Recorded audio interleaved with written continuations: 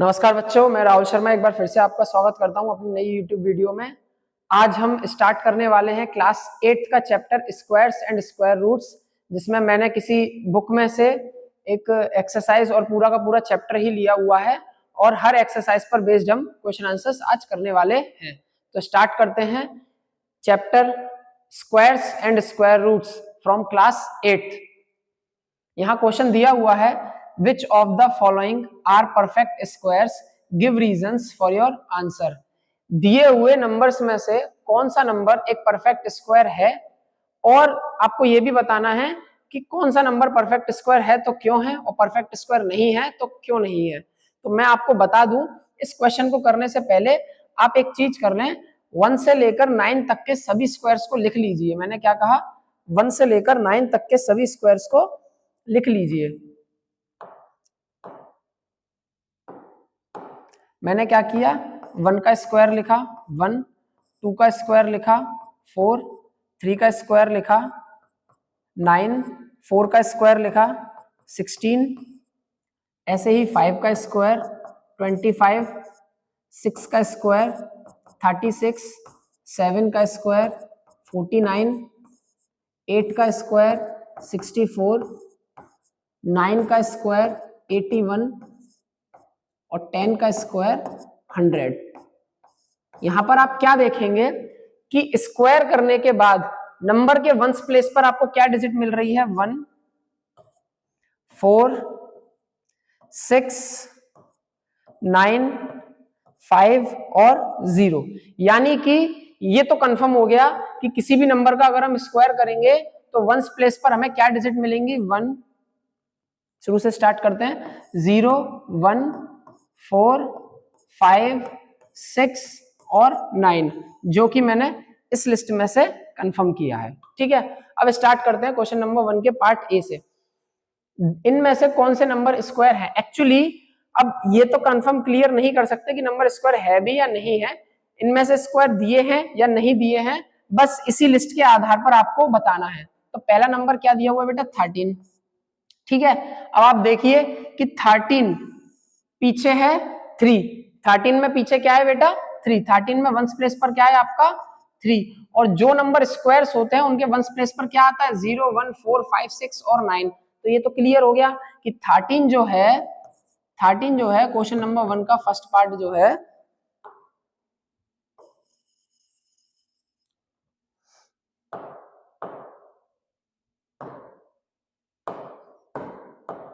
Question number 1 का ए part क्या है बेटा, 13। ठीक है, अब ये तो क्लियर हो गया कि 13 एक परफेक्ट स्क्वायर नहीं है, not a perfect square, not a perfect square. अच्छा, अब रीजन क्या होगा?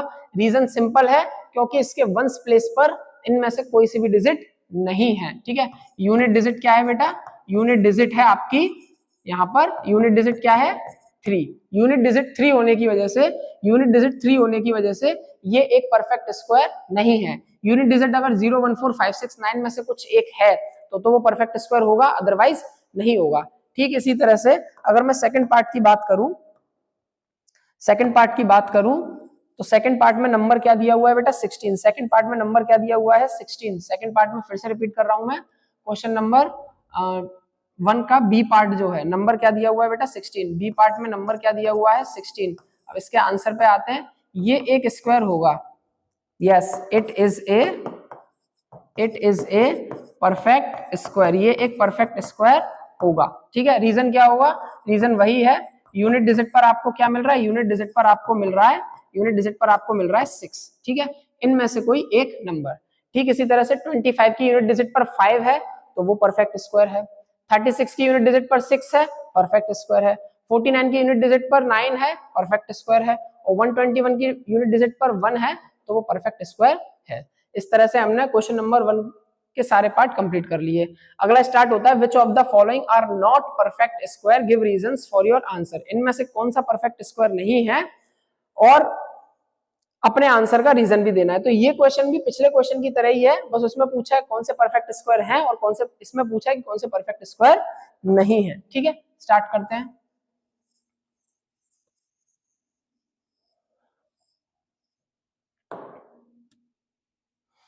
क्वेश्चन नंबर 2 ए पार्ट। ए पार्ट में क्या दिया हुआ है बेटा 510। ठीक है, अब इसके लिए हम कंफर्मेशन ये नहीं कह सकते कि परफेक्ट स्क्वायर है या नहीं है। देखो अभी एक छोटी सी इंफॉर्मेशन और मैं ऐड करना चाहूंगा। अभी हमने 10 का स्क्वायर जब निकाला था तो हमें क्या मिला था बेटा 100 मिला था। 10 का स्क्वायर निकालने पर हमें क्या मिला है बेटा 100 मिला है। अब 100 में कितनी डिजिट है बेटा जीरो की 2, लास्ट में कितने जीरो है 2 जीरो है। तो आप ध्यान रखें किसी भी ऐसे नंबर का स्क्वायर करते हैं जिसमें पीछे जीरो होता है तो जो आपके स्क्वायर करने के बाद आंसर आएगा उसमें जीरो की जो काउंटिंग है वो हमेशा इवन नंबर होगी। मतलब किसी भी स्क्वायर नंबर में जीरो जो है वो या तो 2 टाइम्स होगा या 4 टाइम्स होगा या 6 टाइम होगा या 8 टाइम्स होगा। मतलब इवन टाइम्स होगा। कितने टाइम्स होगा इवन टाइम्स होगा। ठीक है, जबकि क्वेश्चन नंबर 1 के फर्स्ट पार्ट में जीरो की अगर मैं बात करूं तो कितनी टाइम है ऑड टाइम्स है। कितने टाइम है ऑड टाइम्स है। तो इसका आंसर क्या बनेगा not a perfect square. Reason क्या है, रीजन क्या है यूनिट डिजिट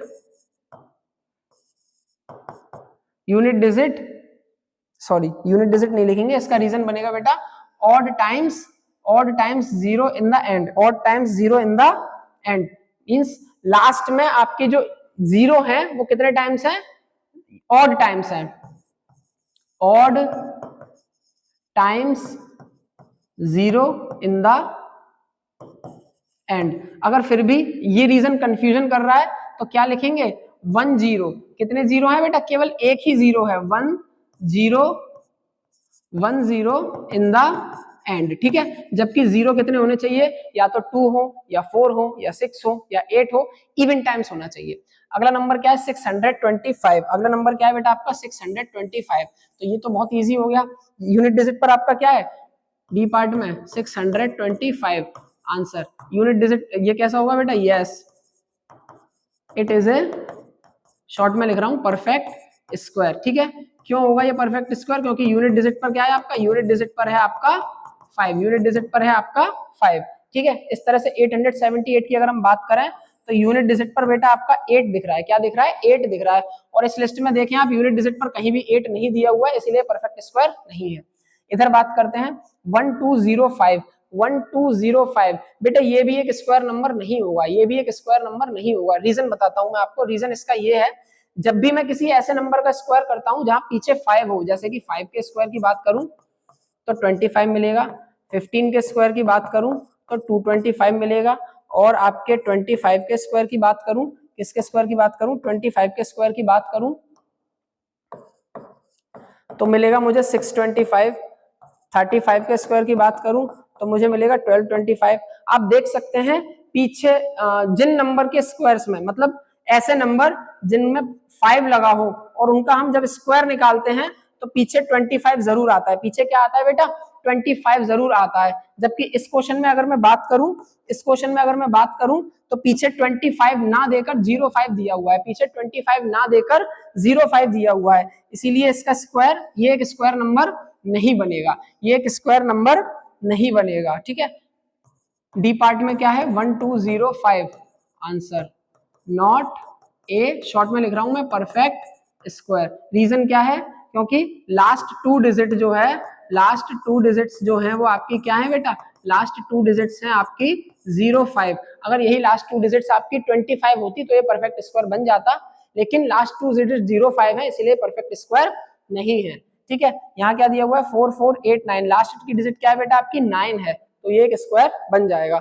ऐसे ही इसकी अगर हम बात करें 3291 लास्ट की डिजिट क्या है बेटा 1 है तो ये भी एक स्क्वायर बन जाएगा। ठीक है, आगे बढ़ते हैं क्वेश्चन नंबर 4 पे। क्वेश्चन नंबर 3 में using prime factorisation method find which of the following are perfect squares. Prime factorisation method आप बहुत छोटी क्लास से पढ़ते हुए आ रहे हैं तो बहुत ही इजी टॉपिक है। स्क्वायर पता लगाने के लिए मैं आपको बता दूं किसी भी नंबर का जब आप प्राइम फैक्टराइजेशन करते हैं तो जो नंबर इवन टाइम्स है या ऐसे नंबर जिनका पेयर बन रहा हो यानी 2 2 के जोड़े बन रहे हो तो वो नंबर आपका स्क्वायर बना लेगा। अगर कहीं भी पेयर ब्रेक हो रहा है या यूं कहें उस प्राइम फैक्टराइजेशन में कोई नंबर ऑड टाइम्स है तो वो परफेक्ट स्क्वायर नहीं बनाएगा। कैसे समझेंगे जरा। इस पार्ट की कोई नीड नहीं है, अब इसे मैं क्लियर कर देता हूं। ओके, स्टार्ट करते हैं क्वेश्चन नंबर 3 के ए पार्ट से। ए पार्ट में दिया हुआ है बेटा 169, ठीक है। इसके आंसर पर आते हैं।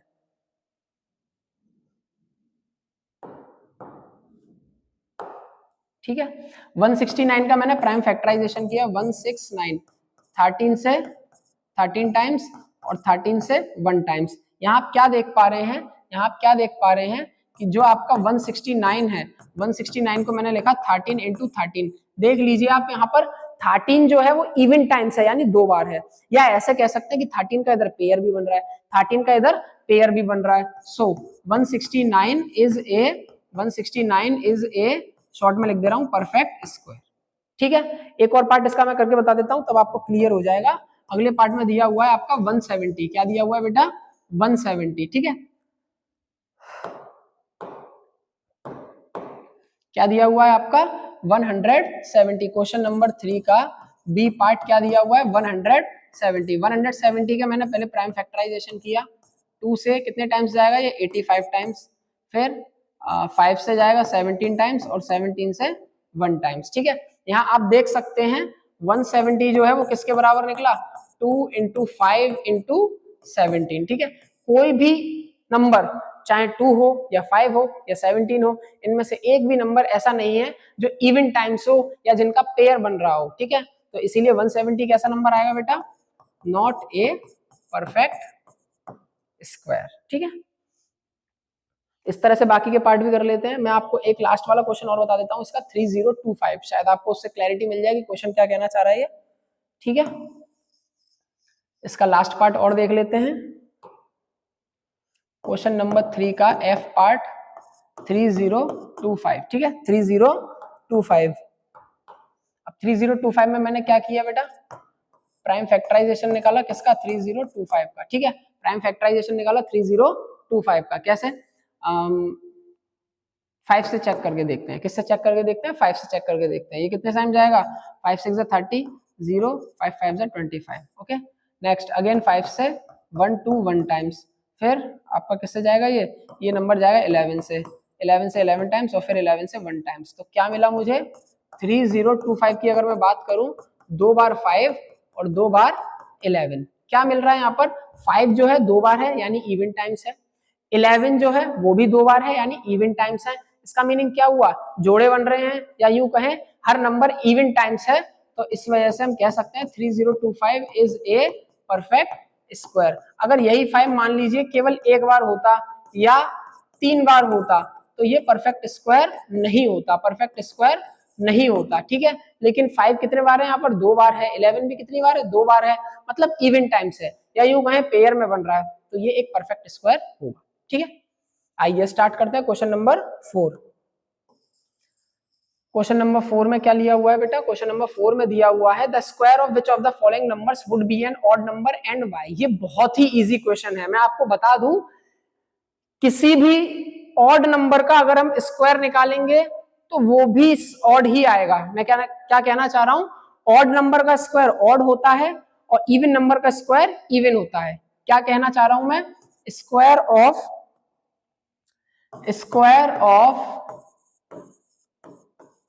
Odd number is odd.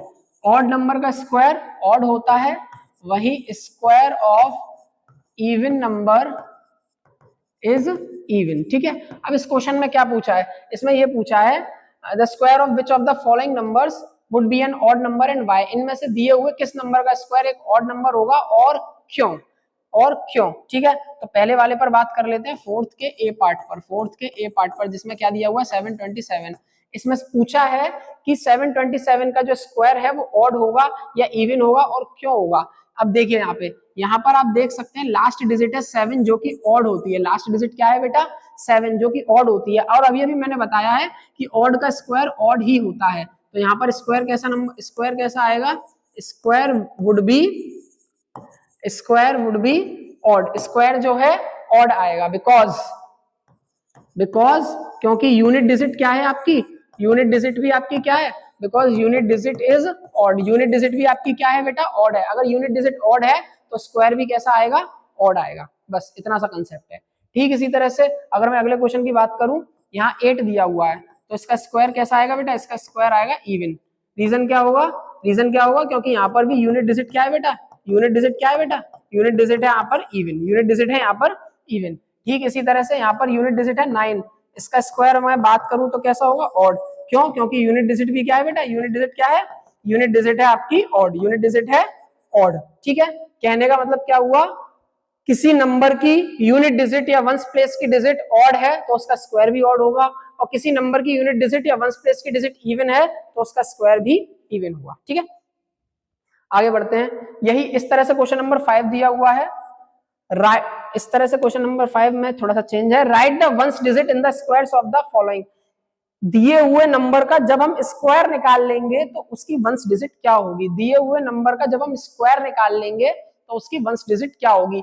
ये क्वेश्चन भी बहुत इजी है, देखने में हार्ड लग रहा है, ऐसे क्वेश्चन में आपको एक्चुअली स्क्वायर निकालने की जरूरत नहीं है। क्वेश्चन में पूछा है कि दिए हुए नंबर के स्क्वायर्स की वंस डिजिट क्या होगी।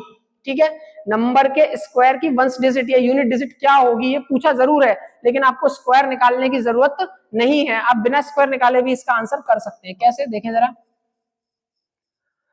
क्वेश्चन नंबर 5 में आपको केवल और केवल क्या देखना है, दिए हुए नंबर्स में जो यूनिट डिजिट है उसी को देखना है बस। जैसे कि क्वेश्चन नंबर 5 में पहला नंबर दिया हुआ है आपका 46, पहला नंबर क्या दिया हुआ है बेटा 46, 5 के ए पार्ट में क्या दिया हुआ है बेटा 46। ठीक है,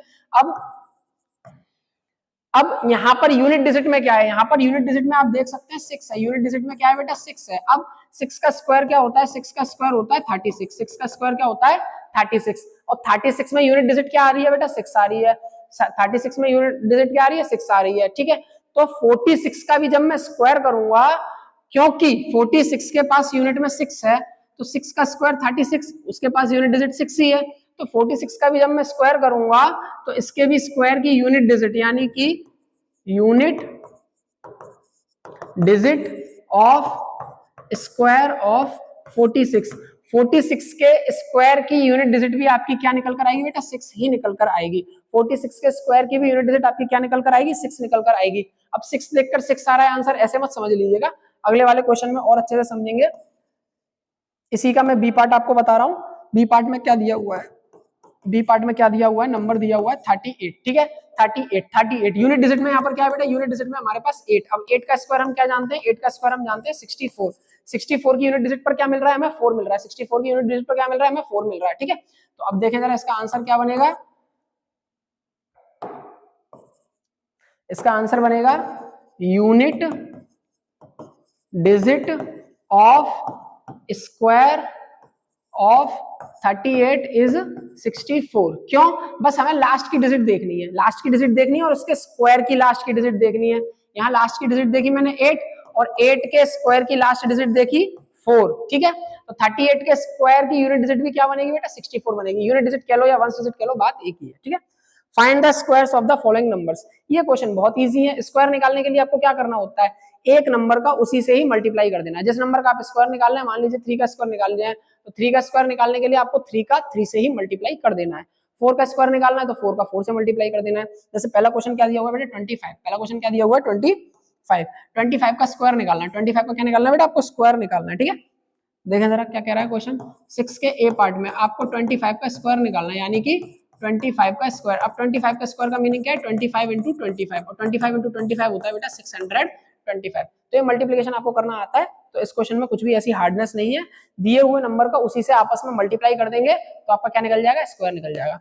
इस तरह से हमने एक्सरसाइज 3.1 के कुछ क्वेश्चंस को कवर कर लिया है। ठीक है,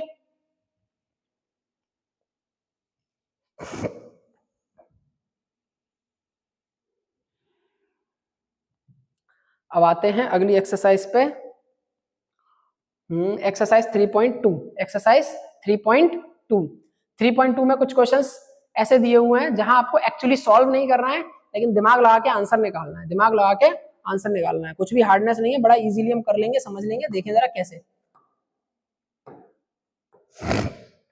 क्वेश्चन नंबर 1 में क्या दिया हुआ है, without adding find the value of the following. Without adding find the value of the following. आपको इन नंबर्स को ऐड नहीं करना है पर फिर भी इनकी वैल्यू निकालनी है। ऐसा करना सोचने में तो काफी मुश्किल लग रहा है, लेकिन है बहुत इजी। तो क्वेश्चन नंबर 1 में क्या दिया हुआ है बेटा, कुछ डिजिट्स दिए 1 + 3 + 5 + 7 + 9 + 11 13 ऐसे करके 21 तक ऐड कर रहे हैं। गौर करें, इसकी एडिशन स्टार्ट कहां से हो रही है? एडिशन स्टार्ट हो रही है 1 से, एडिशन स्टार्ट हो रही है बेटा 1 से, ठीक है। और कोई भी नंबर ब्रेक नहीं हो रहा है, कोई भी ऑड नंबर ब्रेक नहीं हो रहा है, ठीक है। तो एक तरह से देखा जाए तो ये सीरीज किसकी बन रही है? फर्स्ट फर्स्ट यानी कि पहले से, शुरुआत से, 1 से। फर्स्ट कंसेक्यूटिव, कंसेक्यूटिव मतलब एक के बाद एक लगातार, first consecutive odd numbers, first consecutive odd numbers, first consecutive odd numbers. जब भी फर्स्ट कंसेक्यूटिव ऑड नंबर्स की सीरीज की बात आती है तो जितने आपके नंबर्स हैं उनका सम निकालना हो तो कुछ भी हार्डनेस नहीं है, आपको क्या कर देना है, मैं यहाँ पर आंसर लिख दे रहा हूँ, 1 का ए पार्ट, 1 के ए पार्ट में आपको क्या दिया हुआ है, 1 + 3 + 5 + 7 + 9 + 11 + 13 + 15 + 17 + 19 + 21, ठीक है, इतना बड़ा दिया हुआ है। इसके आंसर पर अगर हम आए, बहुत ही इजी आंसर है इसका, देख सकते हैं कितने नंबर दिए हुए हैं बेटा, 1 2 3 4 5 6 7 8 9 10 11। मैंने इसकी क्या कर ली है, सिंपली काउंटिंग कर ली है, क्या कर ली है, काउंटिंग कर ली है। कितने नंबर है ये? 11 नंबर है। कितने नंबर है? 11 नंबर है। तो कुछ नहीं करना होता है, जब भी आपको शुरू के कंसेक्यूटिव ऑड नंबर्स दिए होते हैं और उनका सम पूछा जाता है तो सम में आपको कुछ नहीं करना है, उन नंबर्स की काउंटिंग करें और काउंटिंग करके जो भी नंबर निकल के आए उसका स्क्वायर निकाल देंगे। यानी कि ये 11 नंबर्स आए हैं तो इसका आंसर होगा 11 स्क्वायर मतलब 121, ठीक है। मैं इस आंसर पर 100% श्योर हूं, आप ऐड करके खुद चेक कर लीजिएगा, ओके, आप ऐड करके खुद चेक कर लीजिएगा। ठीक इसी तरह से